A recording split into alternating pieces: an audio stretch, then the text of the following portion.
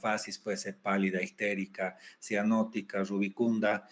Estamos explorando cómo camina el paciente. Existen formas de caminar patológicas. Por ejemplo, un paciente que es accidente cerebrovascular de tipo embólico, vamos a explorar si este paciente tiene algún tipo de marcha especial, como la marcha del segador, hace semicírculos con su pie y la mano del lado paralizado está pegada al cuerpo. O está caminando en cámara lenta, esclerosis en placas, o simplemente es atáxico. Un paciente con una enfermedad cerebelosa o del oído interno está caminando como si fuera ebrio.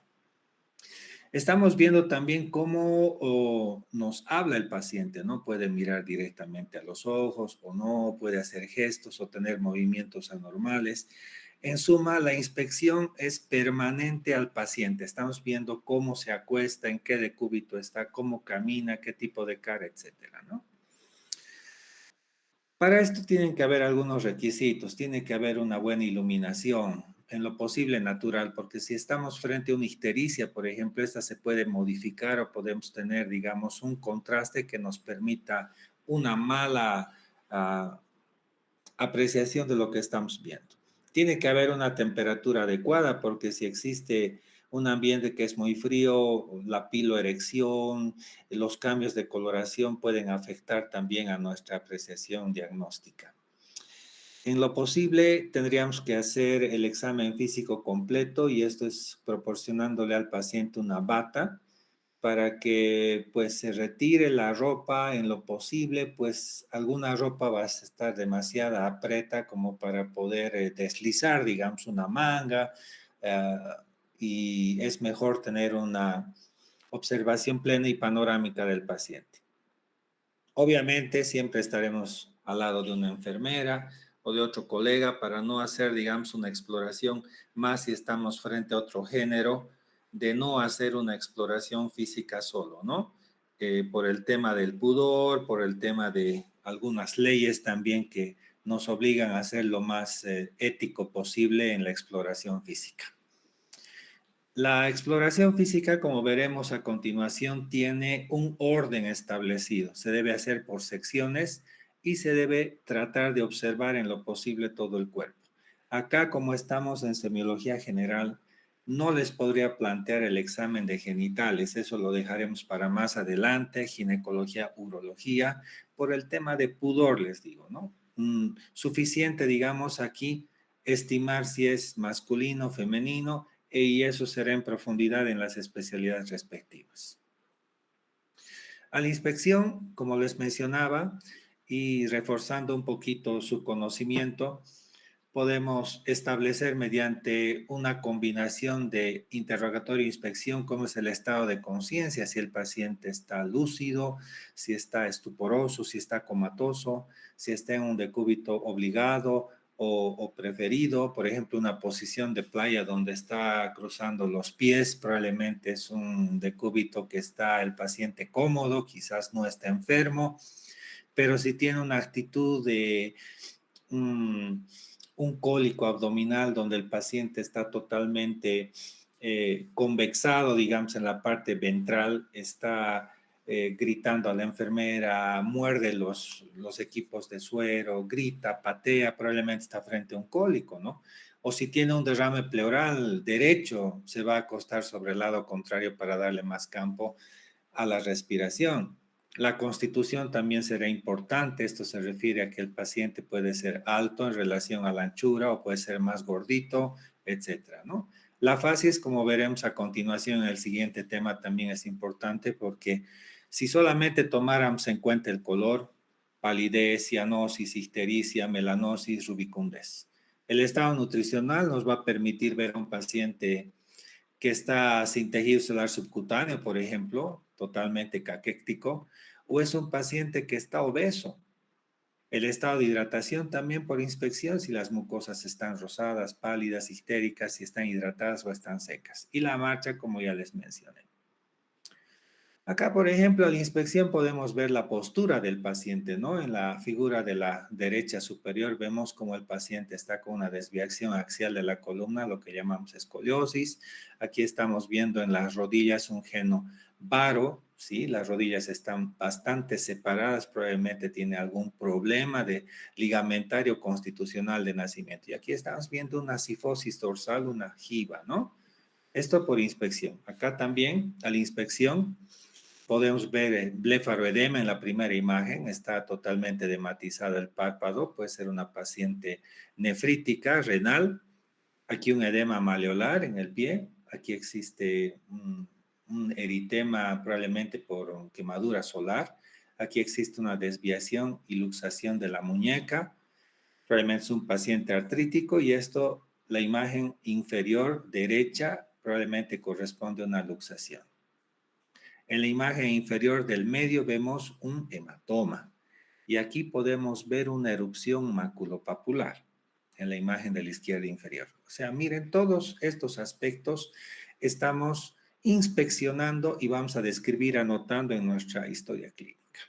Ahora, dentro del examen físico por regiones para reforzar, en la cabeza y el cuello podemos establecer a la inspección cómo es la simetría, puede ser un paciente macrocéfalo, microcéfalo, puede ser un paciente dolicocéfalo si el diámetro anteroposterior es mayor que el transverso, o braquicéfalo si es lo contrario, si existen tumoraciones, si hay alteración del color del pelo, canicie o pie baldismo, si hay un mechón blanco, digamos, en la parte anterior. A la palpación deberemos hacerlo con ambas manos, con una sola mano, revisar todos los contornos. A la percusión si es necesario. A la auscultación podemos encontrar latidos y más si hay, digamos, una arterioestenosis, soplos.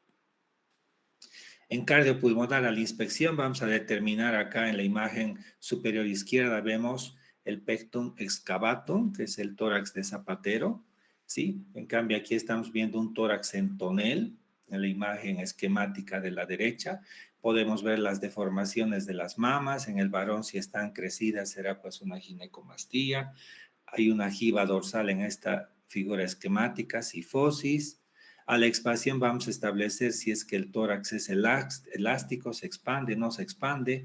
Con las palmas sobre el tórax posterior vamos a invitar al paciente que diga 33 o tren y vamos a sentir si los pulmones tienen una buena conducción de la voz, determinando nosotros, examinando las vibraciones vocales y lo que les mencionaba ya con dos manos, un flexor y un plexímetro de los dedos, vamos a percutir el tórax y vamos a determinar si es sonoro, que eso es la normalidad, o si existe, digamos, una neumonía o un derrame, será matidez. Y a la auscultación escucharemos el ingreso del aire hacia los alvéolos, eso se denomina murmullo vesicular. Muy bien, el fonendoscopio que ustedes ampliamente conocen nos permite explorar los ruidos respiratorios. Aquí en la imagen esquemática de la izquierda estamos explorando la respiración broncovesicular y en la parte posterior vamos a escuchar el murmullo vesicular en condición normal, por si acaso. Los ruidos cardíacos, ustedes saben que existen foco, ya en fisiología seguramente han hecho una práctica donde ustedes en el tórax anterior encuentran el foco aórtico, el foco pulmonar, accesorio, tricúspide y mitral. En cada cual existe un ruido normal que es el loop-doop, ¿verdad? Que corresponde el primer ruido al cierre de las válvulas auriculoventriculares y el segundo a las sigmoideas. Entonces, ese loop-doop nosotros vamos a escuchar como un sonido normal, pero si escuchamos un estamos frente a un soplo, por ejemplo, ¿no? Y ahí describiremos si es sistólico, diastólico, intensidad, y eso va más adelante.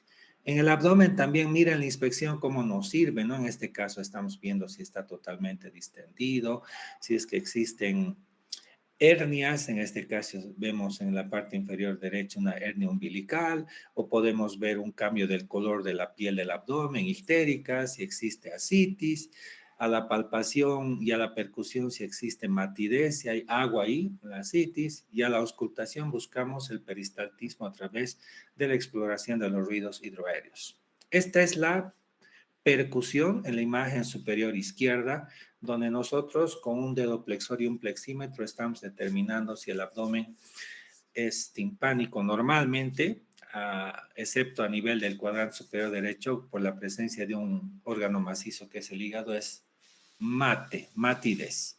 Aquí estamos viendo las diferentes secuencias de la palpación, otra vez percusión, y la auscultación. O sea, en resumen, en el abdomen nosotros vamos a hacer palpación, percusión, auscultación.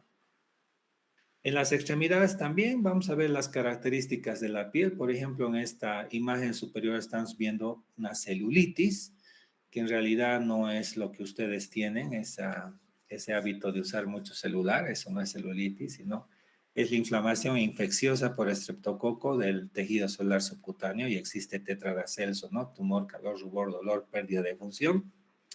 Aquí estamos viendo una paciente artrítica, mujer, con desviación cubital en cuello de cisne de las articulaciones, probablemente es una paciente artrítica.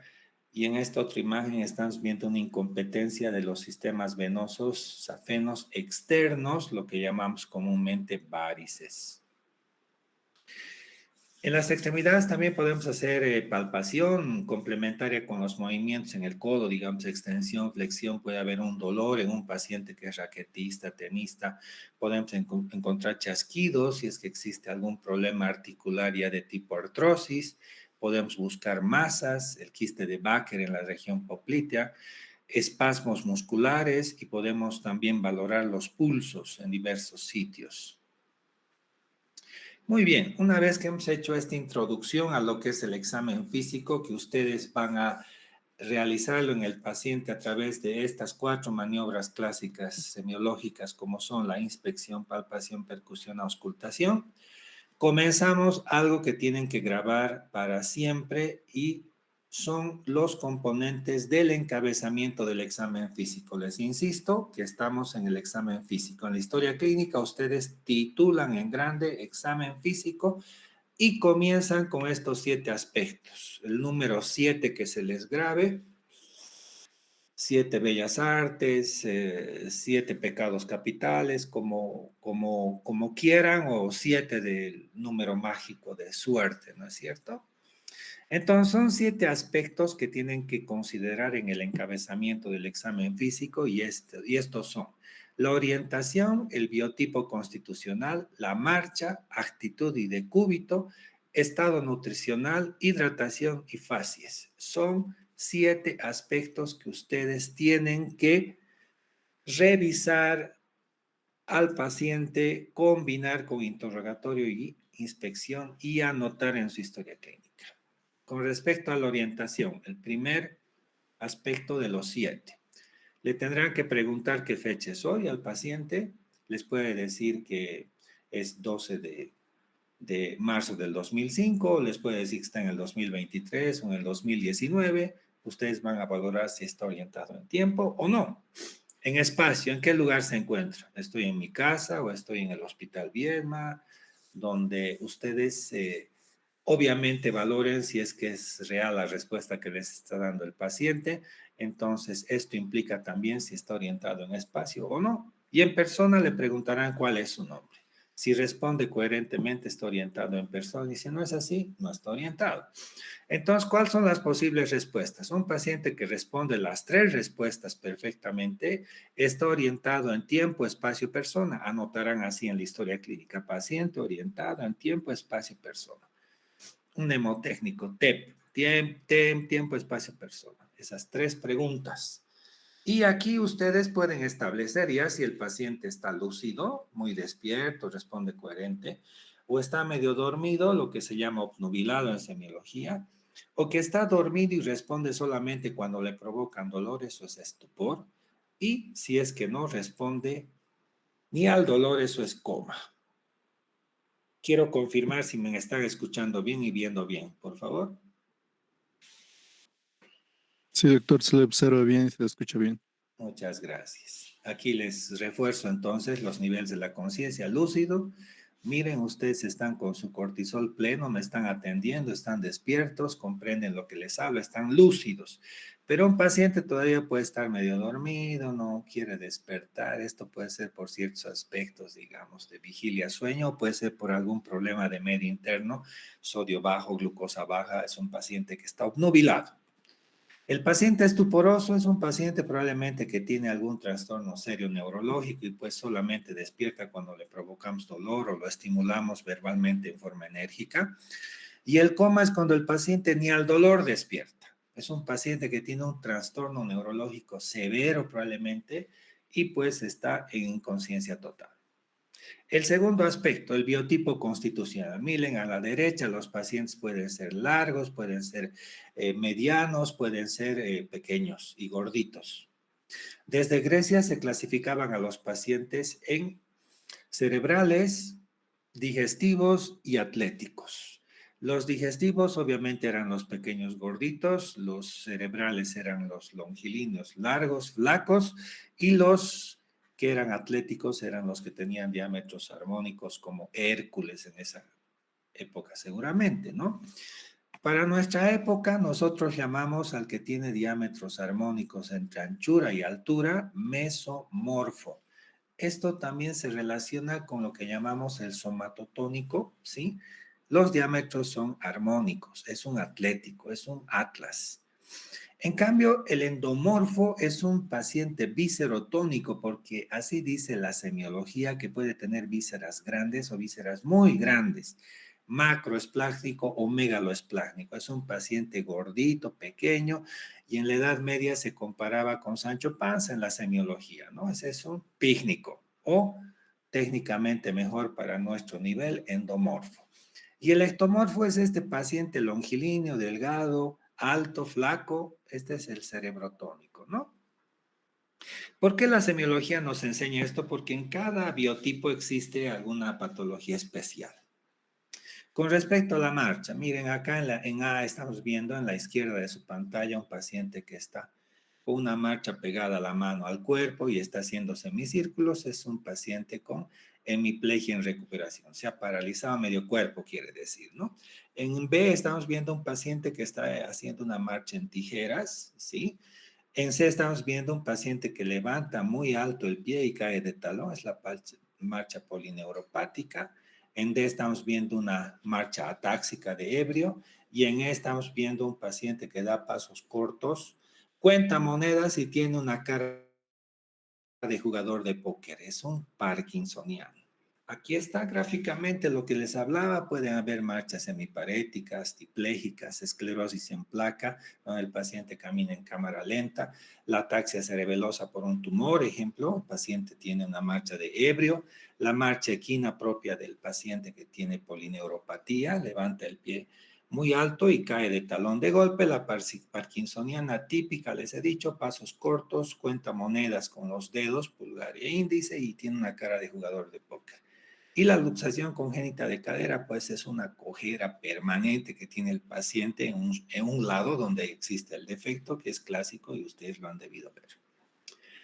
Con respecto a la actitud y el decúbito en el que el paciente está en su cama, ¿cómo lo encontramos al paciente? Puede estar en un decúbito dorsal o supino, activo, o pasivo, ¿no? Puede estar en un decúbito preferido. El paciente se va a acostar en la forma que él esté cómodo, pero algunas enfermedades lo pueden obligar a ponerse en un lado antiálgico. Les hablaba, si el paciente tiene un dolor cólico, va a estar pues encorvado ventralmente, se está agarrando el abdomen. En cambio, si tiene peritonitis, está quietísimo, ni siquiera inspira fuerte porque le duele el abdomen, ¿no? El decúbito lateral puede ser derecho, izquierdo, puede ser activo o pasivo también. Recuerden, les hablé de la pleuritis. Cuando está inflamada la pleura, el paciente va a evitar acostarse ese lado porque le duele. Se va a acostar del lado contrario. Mientras si tiene ya derrame pleural, se va a acostar del lado que está el derrame para darle más campo a la respiración del otro lado. El decúbito ventral o prono, esto hemos utilizado bastante en tiempo de COVID, los pacientes con insuficiencia respiratoria por neumonías bilaterales gravísimas. A pesar de la ventilación mecánica, no conseguíamos que logren oxigenar y saturar bien y pues los colocamos de esta manera. Es una ventilación mecánica en prono, ¿sí? Que eso les podría dar como ejemplo lo que hacíamos en COVID. Las posturas antiálgicas o antálgicas, que ya acá les refuerzo que es posiciones en las que el paciente adopta por el dolor, la posición genupectoral, la posición de Sims que están viendo cuando va a hacer un examen de rectoscopía, por ejemplo, un gastroenterólogo, La posición de Fowler o semi-Fowler es cuando el paciente se encuentra acostado y semi-sentado.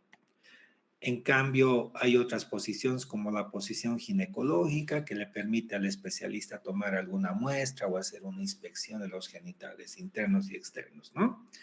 La posición de Trendelenburg, que también en alguna época se llamaba la posición de autotransfusión o la posición de choque, es cuando tenemos al paciente con los pies elevados y la cabeza más baja. Esto con el propósito de que la sangre pueda llegar hacia el cerebro, un paciente que está con hemorragia, digamos. Es una posición practicada mucho en emergencia, en el pasado, ahora no mucho. Para conseguir de que llegue sangre, puede ser un paciente que está perdiendo a los órganos vitales como son el cerebro y el corazón. Aquí existen algunas fotos de marchas patológicas. Aquí estamos viendo un paciente en arco de violín. Está apoyada la nuca y los talones. Está totalmente espástico. Doctor, está en mute, no sale la voz. Ya voy a revisar un momentito. ¿Ahora me escuchan? Doctor, se escucha con normalidad. ¿Se escucha? Escucha bien, doctor. Sí, Gracias. doctor, se Sí, escucha. doctor. Muy bien, entonces les decía que el opistótonos se refiere a que el paciente es un paciente que tiene tétanos, por ejemplo, y está apoyado sobre la nuca y los talones y está así arqueado como si fuera una cuerda de violín. A esto se llama opistótonos. Si fuera la curvatura ventral, esto se llama en prostótanos, y si es de lado, se llama pleurostótonos. Aquí este niñito estamos viendo una posición de gatillo de fusil, donde está hiperextendida la cabeza, el muslo está flectado al abdomen y las piernas al muslo. Esta es la posición de gatillo de fusil típica en los pacientes que tienen meningitis, sobre todo en los niños. El otro aspecto que tienen que tomar en cuenta es el estado nutricional, y esto es a través de una fórmula más fácil para ustedes. Averiguan al paciente cuánto pesa y cuánto mide, y hay una fórmula que va a dividir el peso en kilos dividido entre talla al cuadrado.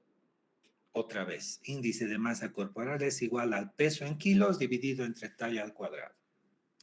Esto nos va a dar un percentil. Aquí está el rango normal de 20 a 25. Ese es un índice de masa corporal normal. Si tenemos menos de esto, será un paciente desnutrido, digamos 18, por dar un número, ¿no? Pero si estamos sobre el 28, es un paciente obeso. Ya si está, digamos, sobre 40, es un paciente obeso mórbido. Este es otro aspecto que tienen que tomar en cuenta en el encabezamiento. El estado nutricional. Aquí obviamente ven un paciente que le gusta la comida rápida y es pues gordito, obeso, ¿no? En cambio acá tenemos un paciente totalmente desnutrido, está como, se ve el rosario de la columna, se ve bastante las costillas, está totalmente caquético, ¿verdad? Hay diferencia. Otro aspecto que hay que tomar en cuenta es la hidratación y las mucosas. Le hacemos sacar la lengua al paciente, vemos si la lengua está rosada, pálida, si está húmeda, seca. Igual la conjuntiva nos puede servir para ver si las mucosas están rosadas, pálidas, ictéricas, cianóticas, secas, secas o están húmedas. Y por último, las facies.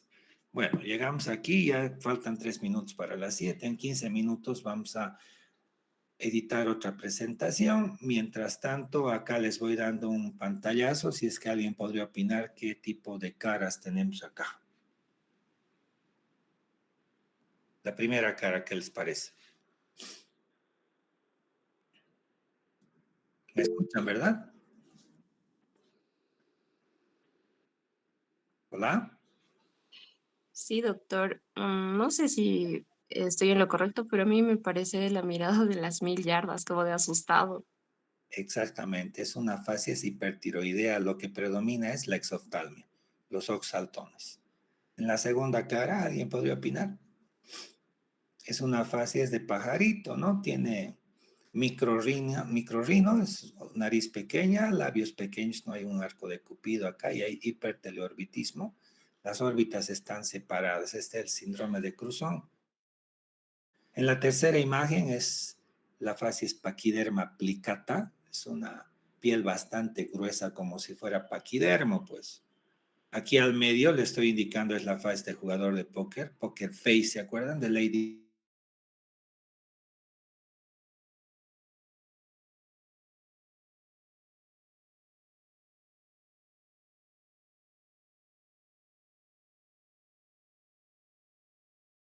alegría en la fase del paciente le va a bajar antes de que le gane la partida, ¿no? Por eso han comparado algún semiólogo por ahí, la fase es de jugador de póker.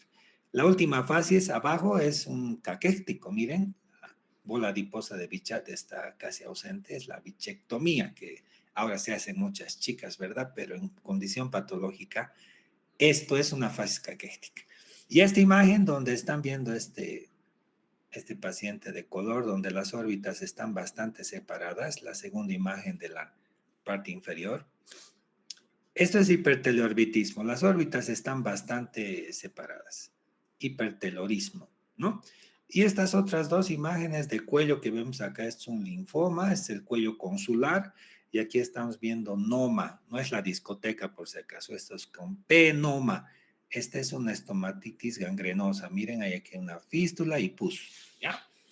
Entonces, un minuto y cambiamos de presentación para que tengamos la otra presentación enseguida, ¿ya?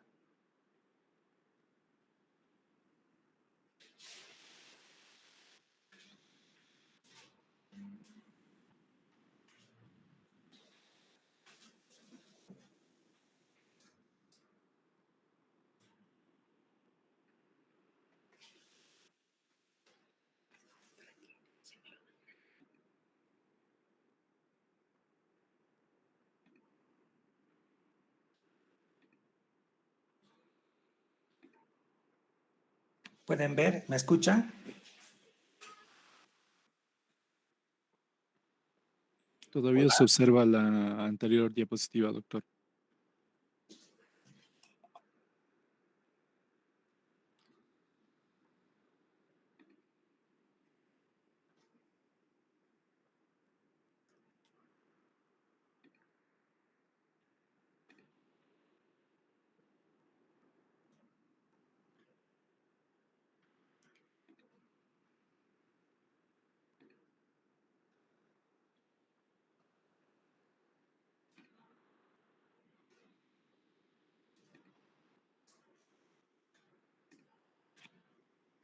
¿Ahora sí? Sí, Sí, doctor. doctor. Muy bien. Facies. Les decía que las facies es un aspecto de los 7 que tienen que considerar en el encabezamiento del examen físico. ¿Me recuerdan cuáles eran los 7 aspectos? Por lo visto tienen amnesia. Orientación, biotipo constitucional, facies, marcha, índice de masa corporal, actitud de cúbito y índice de masa corporal. Entonces vamos a reforzar uno de los aspectos que les acabo de mencionar y profundizamos lo que son las facies. Muy bien. En contextos médicos, ¿quién es el personaje de la izquierda? ¿Lo reconocen?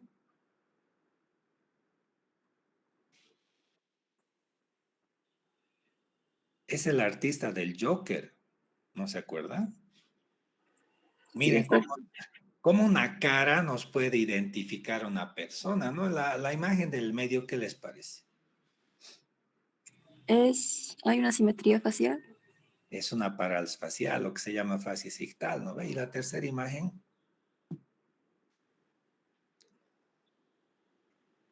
es un paciente que tiene una facies ansiosa, ¿no? Triste. Entonces, como ven, una cara es un diagnóstico, chicos. Es una expresión o apariencia de los tegumentos de la cara, ya sea la constitución del mismo macizo facial óseo con los tegumentos, la característica de la nariz, si es grande, pequeña, los labios, si son anchos, pequeños, los ojos separados, hundidos, todo influye para que nosotros apreciemos la característica de las caras. Así, por ejemplo, los pícnicos, ¿se acuerdan? Los gorditos pequeñitos. El aspecto de la cara es pentagonal, tiene como un escudo ancho, las sienes son notablemente desplegadas. En cambio, los delgados altos, como los atléticos, es de característica ovoidea. ¿Cuál sería la cara más bella de varones? ¿Qué opinan?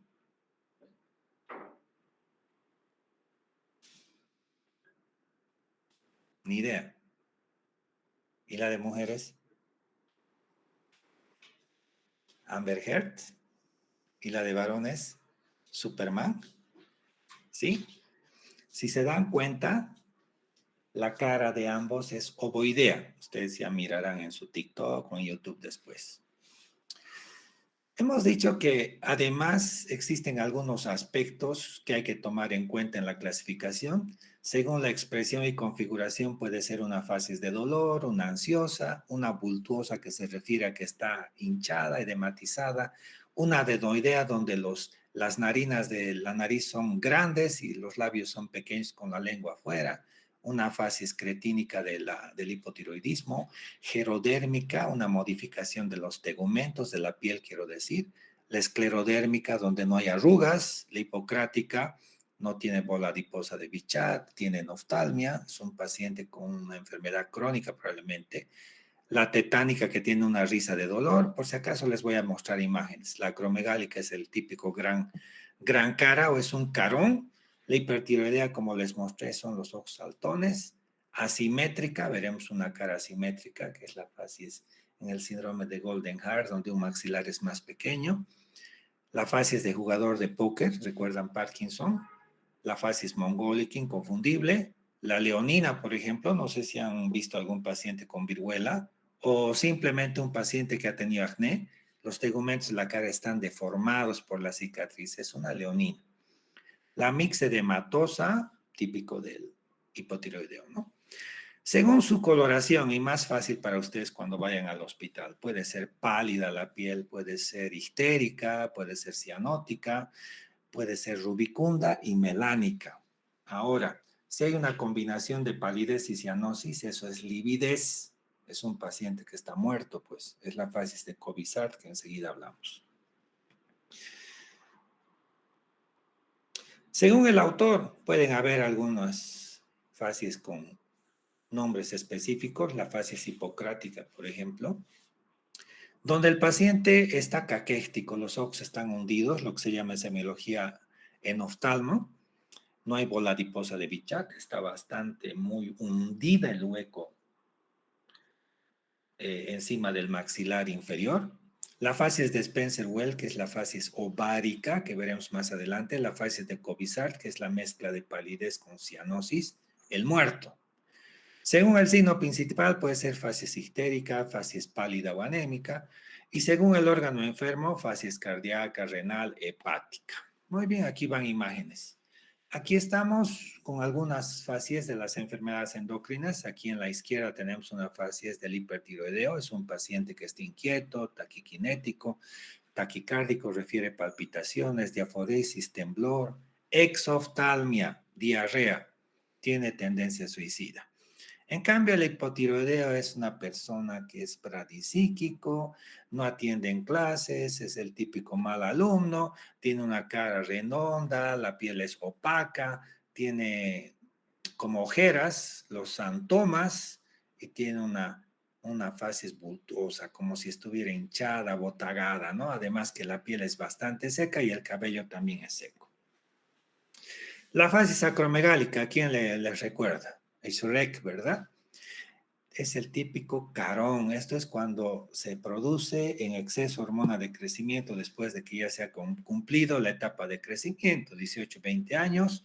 Ustedes saben que la hormona del crecimiento actúa a través de somatomedinas en la diáfisis, en la metáfisis de los huesos largos, por ejemplo, el fémur. Ahí hay una actividad condroblástica y el hueso crece en longitud y eso define nuestro tamaño.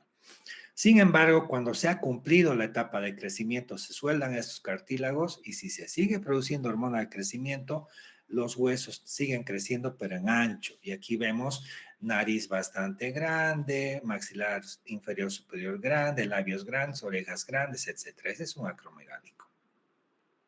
En cambio, la enfermedad de Addison, esto se produce por insuficiencia suprarrenal. Recuerden que la glándula suprarrenal es fundamental en la hormonalmente hablando, porque produce hormonas dependientes del ciclopentano perhidrofenantreno, que son esteroideas, por ejemplo, la aldosterona, el cortisol, los esteroides sexuales, y cuando no hay, digamos, estas hormonas en cantidad suficiente, el paciente como que está hipotenso, apagado, anoréxico, está adinámico, y en la insuficiencia suprarrenal primaria, pues tiene esta cara que es una facies oscura, melánica, ¿ya? ¿Y cómo vamos a diferenciar si no es un individuo altiplánico, digamos, porque muchos por el sol tienen una facies así oscura, ¿verdad? Le vamos a hacer abrir la boca y le exploramos las mucosas. En este paciente con Addison, las mucosas también son negras o tienen manchas negras. Eso se llama mucosa de perro.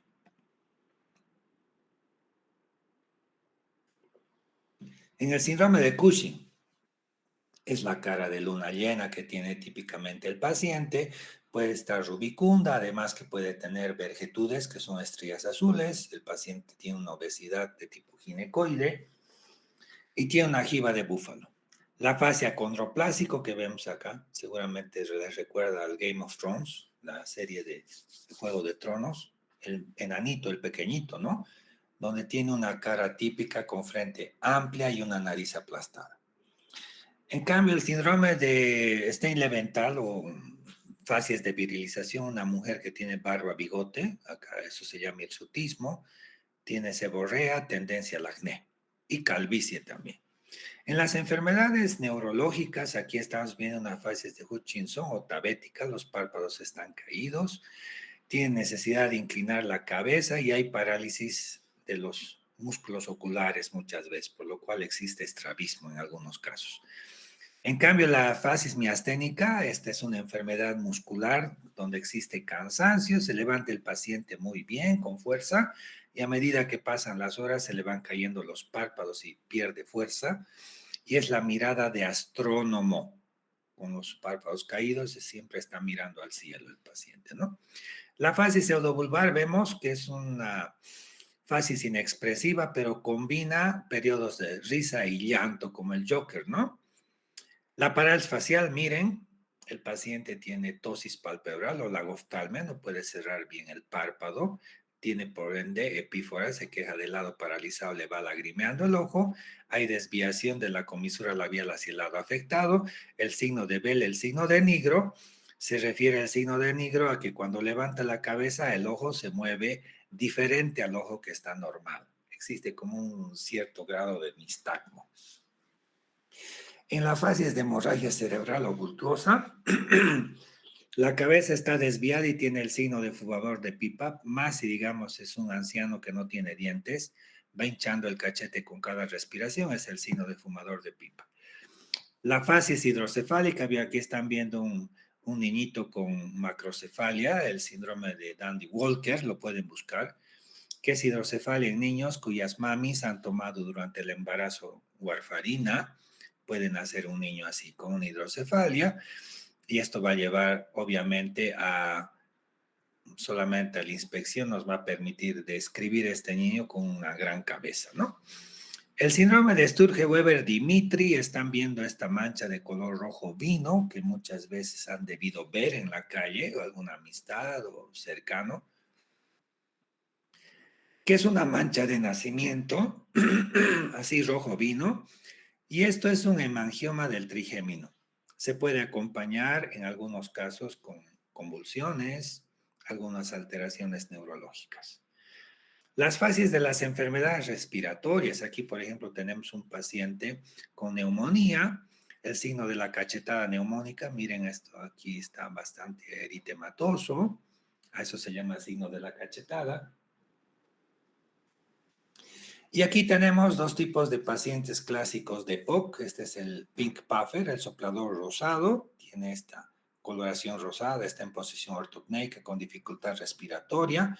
Lo típico en este paciente que está respirando soplando. En cambio, el blue blotter, que es la facies abotagada azul, es la cianótica. Miren esta combinación de palidez con cianosis, se llama lividez, ¿verdad? Tiene aleteo nasal, y típicamente es una cara pues bultuosa cianótica, este es el EPOC. La facies adenoidea que les decía es cuando las adenoides están muy crecidas, esta niñita está con la boca semiabierta, lengua afuera, narinas pequeñas, esa es la típica facies adenoidea. En las enfermedades infecciosas, la facies de la rubeola, si es congénita y microcefalia, tiene cataratas bilaterales y alteración del cartílago de las orejas. En la enfermedad de Chagas también tiene una cara típica, el signo de Romaña, blefaroedema, se recuerden, con una adenopatía satélite, ¿verdad? La fase sifilítica tiene muchos componentes: frente olímpica, nariz sencilla de montar, dientes de Hutchinson, en mora. En las paperas o la parotiditis o fiebre uliana vemos así, pues como si fuera una cara de ardilla, ¿no? Está totalmente hinchado los cachetes. Esta es la facies de la risa sardónica. Miren, es una risa de dolor que tiene el paciente con tétanos. Están arrugadas el frente y el ángulo externo de los ojos, las cejas y alas de la nariz están elevadas, las comisuras labiales hacia afuera, la boca entreabierta. Esto se encuentra en el tétanos y en intoxicación por estricnina. La facies de las enfermedades cardíacas, como ven, generalmente son facies de dolor. Recuerden que el infarto produce un dolor de tipo intenso, 10/10. La facies aórtica es esta combinación, en realidad amitral, esta combinación como chapitas de paciente altiplánico, eritrocianosis, labios cianóticos y chapitas eritrósicas, facies mitral. En cambio, las cardiopatías congénitas nacen azules, sobre todo la tetralogía de Fallot, ¿no es cierto? Una enfermedad de Epstein. Los labios son de color rojo negruzco, tienen epicanto y las orejas son puntiagudas. En la facies mitral o las mejillas, aquí reforzamos, son rubicundas con una cianosis bucal. En cambio, la de Shattuck tiene un color entre amarillo verdoso, es consecuencia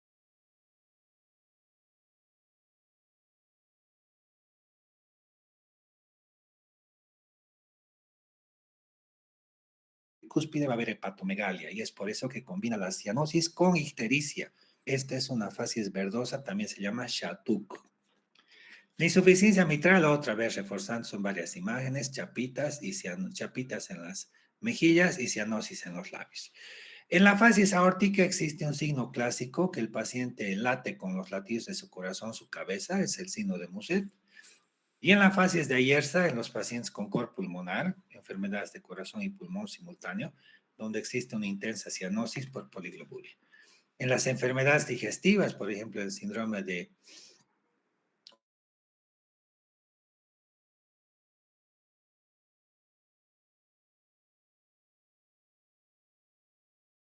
tiene ojos hundidos, de Bichat está ausente, es una facies hipocrática.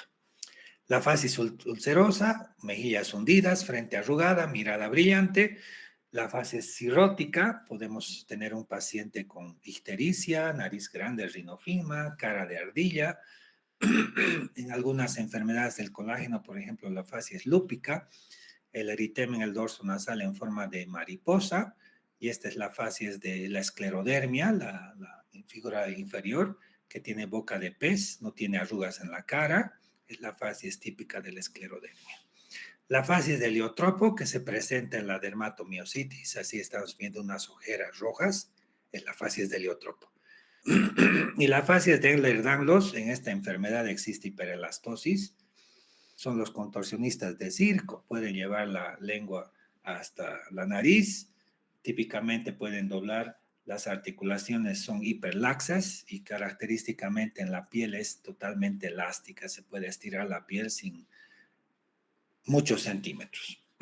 La facies marfanoide, el tórax breve, piernas largas, aracnodactilia y la cara típica con nariz ancha, boca pequeña, orejas grandes, macrotía, ¿no? Las enfermedades hematológicas, es una facies de talasemia mayor donde hay pómulos salientes, palidez, hay signos de insuficiencia cardíaca también. La facies leonina, les mencioné algunas enfermedades como la lepra, infiltración de leucemia en la piel, la enfermedad de von Recklinghausen. Una facies maníaca, ven esa cara que, como ven, una cara maníaca, pues, una fase de demencia senil en los viejitos, y algunos miscelánicos, ¿no? Por ejemplo, el síndrome de Claude-Bernard-Horner, que existe una triada, tosis, miosis, anhidrosis, la facies de Porfur-Dupéty, todo lo contrario, midriasis, hiperhidrosis, la goftalmia, la enfermedad de Hans-Schüller-Christian, la cara de sapo, donde existe exoftalmia y una caída de los párpados superiores. En la insuficiencia renal, combina ictericia con ictericia melánica, existe edema, la facies mongólica, como ven acá, la hipocrática otra vez, bola adiposa ausente, en oftalmia, La facies del síndrome de Williams o facies de Deune. Esta es la leprechaunismo, la facies de duende de orejas grandes, macrotía. Este es el síndrome de Goldenhar, donde un maxilar está más pequeño, la cara está chueca. La hemiatrófica, donde puede haber un síndrome de Takayasu-Martorell, donde hay una arteritis de la carótida, no se irriga bien mitad de la cara y es atrófica. La alcohólica con rinofima, la nariz grande, el síndrome de Turner, que tiene una cara de esfinge, como el Pterigium colli. Y la facies miopática, y con esto terminamos. Algunas facies especiales, como la facies de rana, digamos, en la enfermedad de Hans-Uller-Christian, un maxilar grande. La progeria, envejecimiento prematuro, y esta es la enfermedad de Hurler o gargolismo, donde existe un puente nasal ancho con órbitas bastante separadas. Con esto terminamos lo que son facies. Como ven, una cara hace un diagnóstico.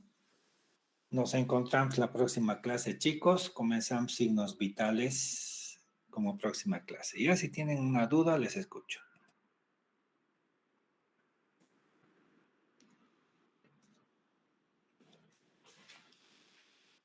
Bueno, muchas gracias. Si no hay nada, nos vemos la próxima clase. Doctor, Adelante. ¿podría enviarnos las diapositivas para estar memorizando? Claro, a su representante les haré llegar, ¿ya? Está bien, doctor, muchas gracias. Gracias. Chao, chicos.